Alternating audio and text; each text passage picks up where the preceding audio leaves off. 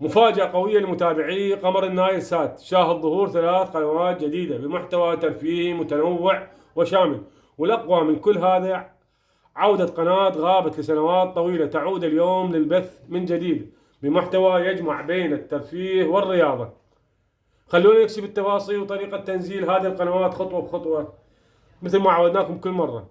بسم الله الرحمن الرحيم، والصلاة والسلام على حبيبنا محمد وعلى آله الطيبين الطاهرين. أهلا وسهلا بكل متابعي قناة الفتح سات. أحبائي، أول شيء نروح على قائمة الإعدادات من خلال كلمة اسمها مونت بالريموت. أضغط عليها أوكي، تطلع عندي هاي القائمة اللي قدامكم.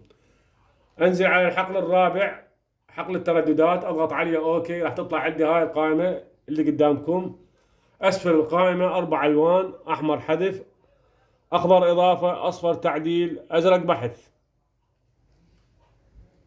أول شيء أروح على إضافة اللي هي باللون الأخضر، أضغط عليها وأنزل أول تردد اللي هو 11180. 11180 القطبية أفقي أو حرف اتش، معدل التمييز 27500. 27500. أضغط حفظ أو موافق. أروح أضيف التردد الثاني اللي هو 11823 القطبية عمودي أو حرف في. أنزل على معدل الترميز اللي هو 27500.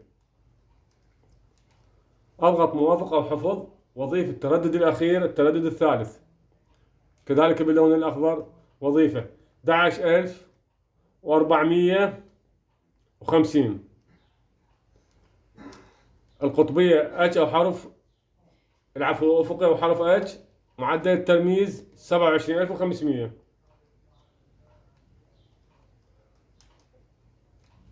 أضغط موافق أو حفظ. أحبائي أروح على تحديد الترددات اللي نزلتهن وأعطيه البحث باللون الأزرق وأضيفهن. أحبائي، القنوات متنوعة وشاملة وتعجب كل مشاهد،